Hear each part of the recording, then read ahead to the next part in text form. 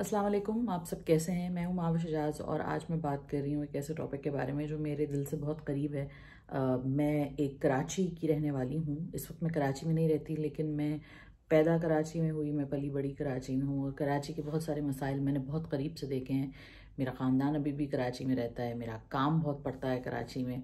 और बहरहाल मैं एक पाकिस्तानी हूँ और मेरे लिए ये पिछले कुछ अरसे से जब से मैं देख रही हूँ कि कराची में बारिशें हो रही हैं, मेरी अपनी फ्रेंड्स और फैमिली ने मुझे पिक्चर्स भेजी हैं, वीडियोस हमने देखी हैं और हम वैसे भी सोशल मीडिया पे देख रहे हैं कि एक आहू बका का जो एक समा मौजूद है, क्योंकि सब कराची वाले मिलके ये सवाल कर रहे हैं कि आखिर उनके शहर की कोई पुरसाने हाल क्यों नहीं करता, उनके शहर के बारे में कोई केयर क्यों नहीं करता।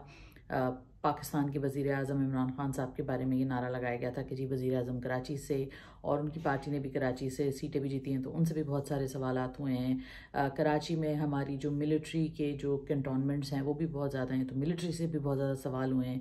पाकिस्तान पीपल्स पार्टी जो अपने आप को जमहूरियत और सोशलिज्म का अलंबरदार कहती है, उनसे भी बहुत सारे सवालात हुए हैं। MQM जो कि कराची को बहुत बड़ा अपना स्टेक होल्डर कहती है, उनसे भी बहुत सारे सवालात हुए हैं। नेज़ी कि जो लोग मेजर स्टेक होल्डर्स हैं कराची के, उन सब से सवालात हो रहे हैं, लेकिन इनके जवाबात कहाँ हैं। और जैसे जैसे आप इनके पॉलिटिकल और एडमिनिस्ट्रेटिव किस्म के जवाब देखते हैं तो दिल और खट्टा होता है और इंसान ये सवाल करता है कि क्या वाकई इसी तरह चलता रहेगा, क्या कभी भी कराची को उनके उसके हल नहीं मिलेंगे। हालिया में उन्होंने एक साहब ने ये कहा कि हमें कोई $10 बिलियन चाहिए। वज़ीर ने किसी ने कहा कि जी हमें $10 बिलियन चाहिए कराची के मामलात को हल करने के लिए। 10 बिलियन मिल जाएं, 100 बिलियन मिल जाएं, 1000 मिलियन मिल जाएं, कितने भी बिलियंस मिलियंस मिल जाएं, अगर नीयत में खोट हो और अगर आपको मामलात सॉल्व करने के लिए आपके पास कोई प्लान ना हो, तो आपको जितनी मर्जी दौलत मिल जाए आप मसला सॉल्व नहीं कर सकते। ये मामला दौलत का नहीं है, क्योंकि मामला दौलत का होता तो कराची जो मुल्क का सबसे बड़ा शहर है, जो कि पाकिस्तान के एक्सचेकर को सबसे ज़्यादा पैसे दे रहा है, जो सारा टैक्स इकट्ठा करता है, जो पोर्ट है, दुनिया में तमाम बड़े ममालिक जो हैं जब पोर्ट होती है उनके पास, तो जो भी शहर जो पोर्ट वाला होता है वो बहुत स्ट्रेटिजिकली इंपॉर्टेंट भी होता है और वैसे भी उसके और बहुत सारे फ़वाइद होते हैं। तो उसके पोर्ट को डेवलप किया जाता है इंपोर्ट्स एक्सपोर्ट्स के लिए, क्योंकि वो इस्तेमाल होते हैं। इसके अलावा कराची की जो बिज़नेस एक्टिविटी है, मीडिया से लेके इकोनॉमिक एक्टिविटी, बिज़नेस एक्टिविटीज़ जो भी हैं कराची के अंदर वो सेंटर्ड हैं। तो इन तमाम चीज़ों को अगर देखा जाए तब भी कराची जो है वो बोझ उठा सकता है अपना। इसीलिए एक आवाज़ ये भी उठी है कि कराची को सूबा बनाओ, जिस पर बहुत सारे लोगों ने ये सवाल किया कि जी सिंध माँ धरती है तो सिंध को हम नहीं तोड़ सकते। भाई सिंध को तोड़ने की तो कोई बात ही नहीं कर रहा। हम ऐसी बात तो नहीं कर रहे कि हम पाकिस्तान को तोड़ना चाहते हैं खुदा ना खास्ता, या पाकिस्तान को ख़त्म करना चाहते हैं। ये तो बात किसी के मुंह में डालने वाली बात है कि जी आप ये कह रहे हैं। ऐसा तो कोई कुछ कह ही नहीं रहा है, ऐसी तो कोई बात ही नहीं हो रही है। बहुत सारे मुल्क ऐसे हैं और बहुत सारी दुनिया में जगहें ऐसी हैं जो कि सेपरेट एडमिनिस्ट्रेटिव यूनिट्स हैं जिनको फेडरल कंट्रोल करता है, क्योंकि कराची के स्टेक होल्डर्स इतने ज़्यादा हैं और इतने ज़्यादा कॉन्फ्लिक्ट्स हैं कि कभी कभी ऐसा ही लगता है कि इसका हल यही है कि भाई एक इंडिपेंडेंट अथॉरिटी जो है, या फेडरल खुद जो है आके, या ऐसी भी फेडरल नहीं जिसका कोई पॉलिटिकल स्टेक इन्वॉल्व हो, एक इंडिपेंडेंट फेडरल अथॉरिटी जिसको आप कहते हैं कि जी एक एग्जीक्यूटिव अथॉरिटी जो होती है, वो आके कराची के मसलों को सॉल्व करे। बहुत सारे लोग इसको एक लसानी रंग देना चाहते हैं कि जी महाजिर ये हैं और सिंधी हैं। तो एक और बात भी यहाँ पे ज़रूरी है समझने वाली कि कराची जो है वो सिर्फ उर्दू स्पीकिंग महाजरों का, या सिर्फ महाजरों का, या सिर्फ सिंधियों का, या सिर्फ पश्तूनों का या बलोचों का शहर तो रहा नहीं है। किसी ज़माने में ये होता था और ये भी हिस्ट्री लेसन मैं ट्विटर पे भी कह चुकी हूँ और मैं वैसे भी कहना चाहती हूँ कि ये कोई किताब तो उठा के पढ़ लें, कोई कुछ तो पढ़ लें इस बारे में। अपनी मर्जी की हिस्ट्री कंकॉक्ट करने से बेहतर है कि आप ये समझें कि कराची जो था एक फिशिंग विलेज था बहुत पहले। उसके बाद बलोच और सिंधी ट्राइबल लीडर्स के बीच में ये थोड़ा टसल रहा कि ये किसका शहर है। उसके बावजूद भी कुछ ऐसा नहीं था कि ये को बहुत ही बड़ी कोई चीज़ थी। ब्रिटिश की जब इन्वेजन हुई तो उसके बाद यहाँ पे चीज़ें बननी शुरू हुई, इसको हब बनाया गया, पोर्ट बनाई प्रॉपर तरीके से।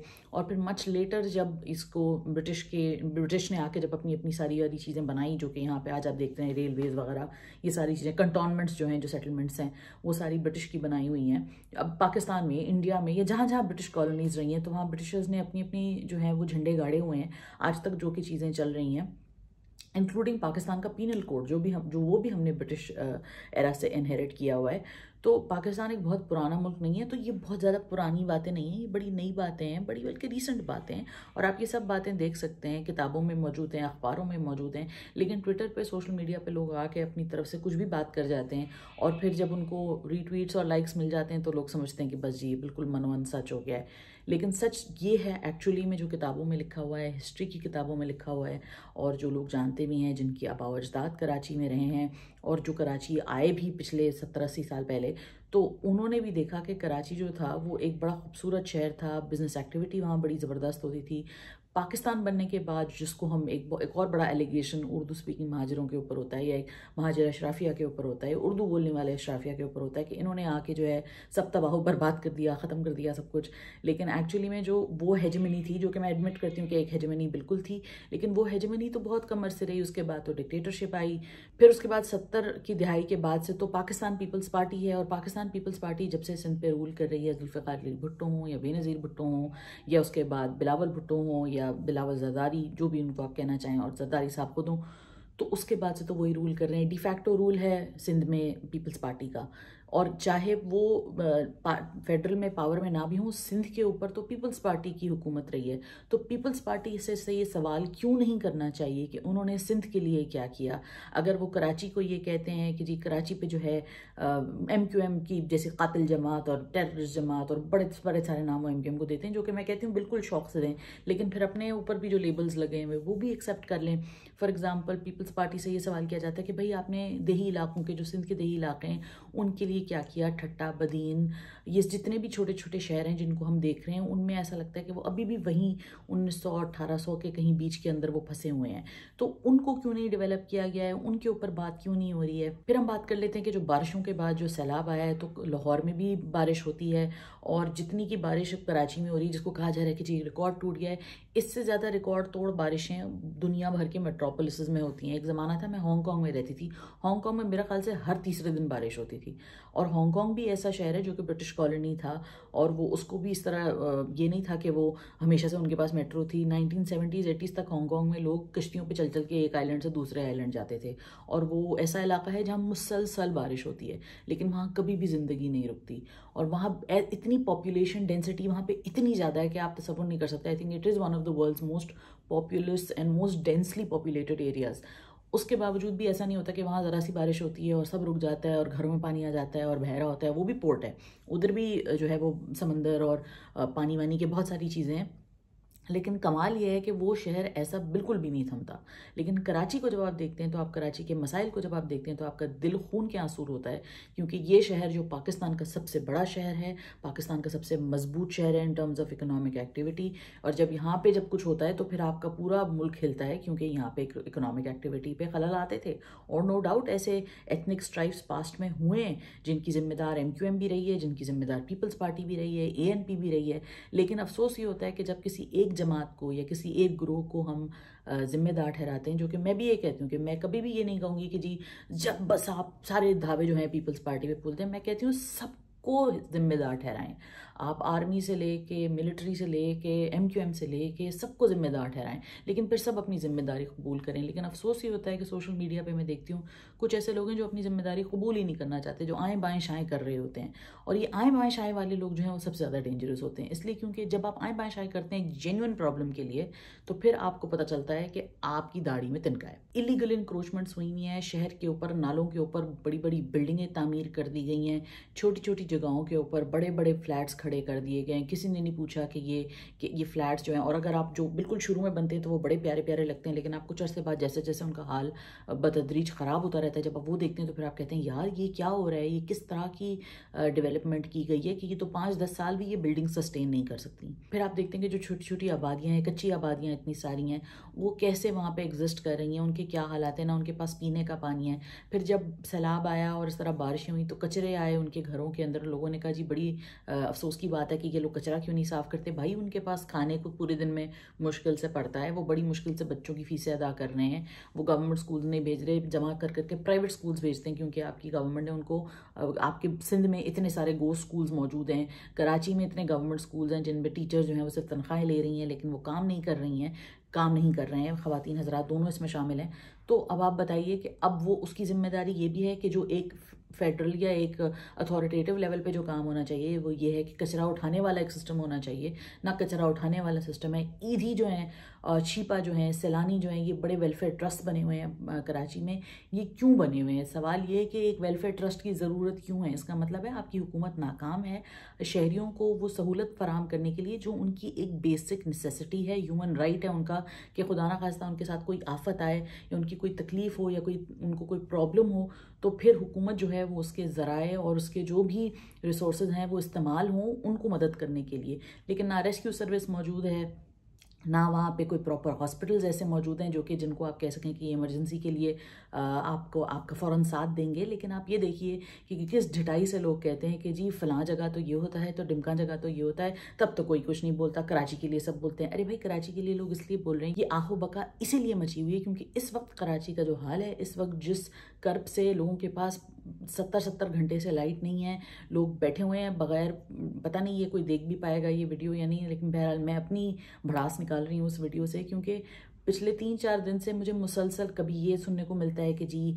महाजरों ने ये नहीं किया, तो पंजाबियों ने ये नहीं किया, तो सिंधियों ने ये नहीं किया। भाई ये सवाल है ही नहीं। और जो जो आपको इस तरफ, आपकी तवज्जो इस तरफ मबजूल करा रहा है कि देखें जी हमारा सिंधी ये और हमारा महाजिर ये छोड़ दें, इसमें पड़ा ही मत, इसलिए क्योंकि ये सवाल है ही नहीं। कराची एक मेट्रोपोलिस है और उर्दू स्पीकिंग लोग, नॉन उर्दू स्पीकिंग लोग, पंजाबी, पठान, मेरे ख्याल से को 25% जो है, आई थिंक शाही सैयद ने ये भी बात की थी कि एक बहुत बड़ा तादाद पश्तूनों की कराची में रहती है और एक बहुत बड़ी तादाद बलोच की जो सेटलर्स हैं और जो बलोच ओरिजिनल इन्हेबिटेंट्स हैं कराची के, वो यहाँ रहते हैं, कराची में रहते हैं। फिर पाकिस्तानी जो भी हैं, हम सारे हैं, वो हम सबका ही शहर है कराची।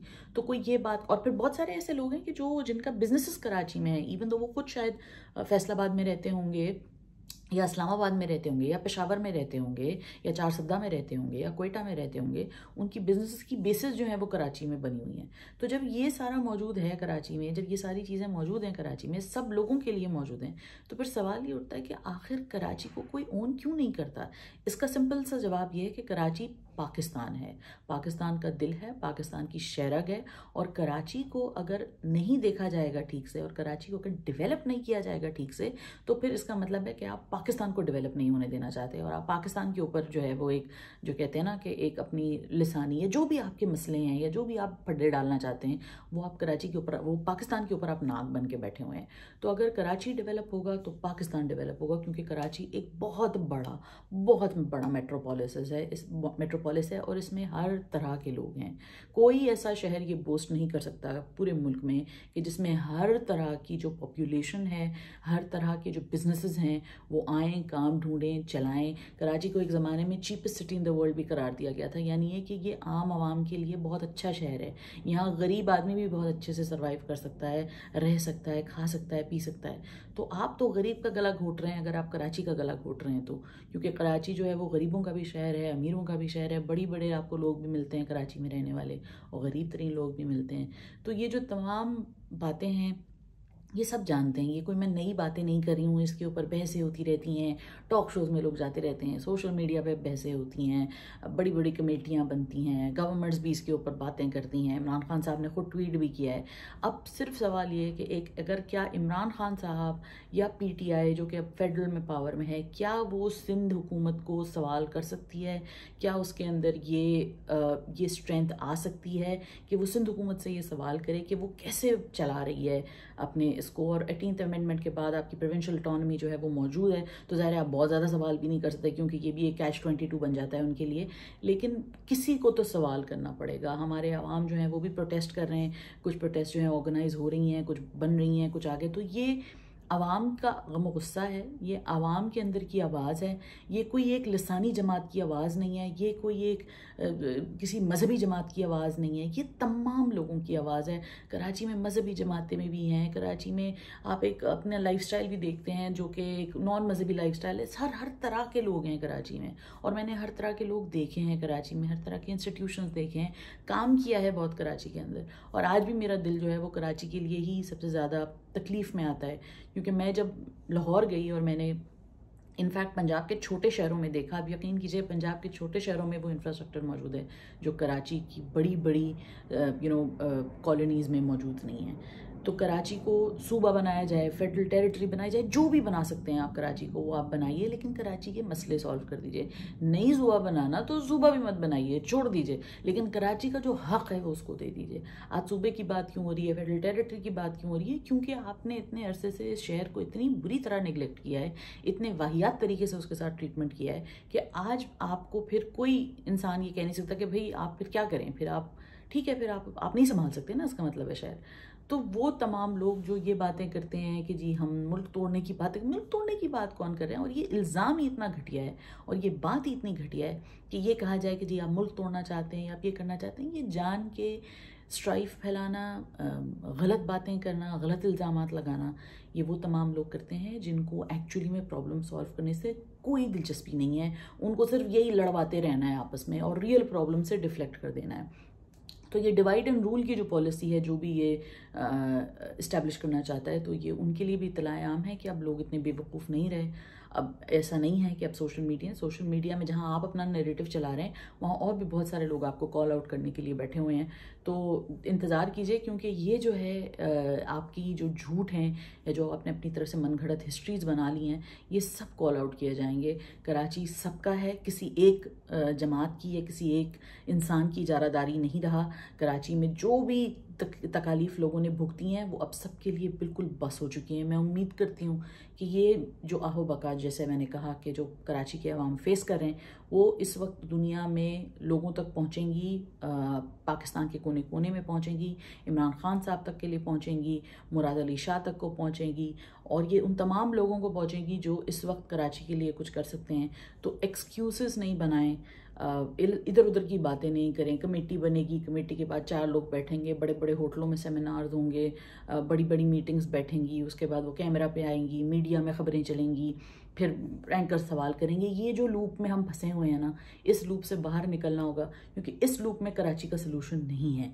कराची का सलूशन सिर्फ इस बात में है कि जेन्युइन कराची के स्टेक होल्डर्स, और अगेन मैं ये नहीं कह रही कि वो सिंधी हो, महाजिर हो, गुजराती हो, मेमन हो, पंजाबी हो, पठान हो, जो कराची में रहते हैं, कराची को इतने सालों से बर्बाद होता देख रहे हैं और कराची को साफ देखना चाहते हैं, सुथरा देखना चाहते हैं, कराची को बेहतर देखना चाहते हैं, वो लोग जिनका कराची में स्टेक है, जो कराची में रहते हैं, जिनके घर, जिनके बिजनेसेस कराची में हैं, जो बर्बाद हुए हैं इतने सालों से कराची में, उनकी जिम्मेदारी और उनका हक है कि वो खड़े हों, कराची के लिए बोलें और कराची में वो तब्दीली देखना चाहें और तब्दीली देखें कि जिसका वादा उनसे इमरान खान ने किया था, जिसका ख्वाब बड़े अरसे से वो देख रहे हैं। कराची एक ज़माने में बहुत खूबसूरत, बहुत रंगीन, बहुत वाइब्रेंट शहर था, जिसका कत्ल किया गया है, बाकायदा कत्ल किया गया है। किसने किया है सबको मालूम है।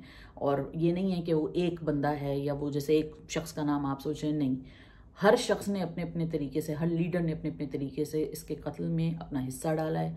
तो मेरी उम्मीद है इमरान खान साहब से, अब जो थोड़ी बहुत मेरी उम्मीद बची है, पहले किसी ज़माने में मेरी बिलावल भुट्टो से भी उम्मीद थी कि भाई ये आएंगे, न्यू फेस है, न्यू ब्लड है, पीपीपी की क्राइसिस जो भी उनकी पीछे रेटरिक रहा है वो ख़त्म हो जाएगा। लेकिन अभी भी अफसोस होता है कि जब वहाँ से इस तरह का रेटरिक आता है कि जी वापस इंडिया क्यों नहीं चले जाते, और ये नहीं चाह भाई हम क्यों जाएं इंडिया, हम छोड़ के आ गए इंडिया को, हम पाकिस्तान में ही, हमारा नाम, हमारा निशान है, हमारे आबा अजदाद पाकिस्तान के हैं।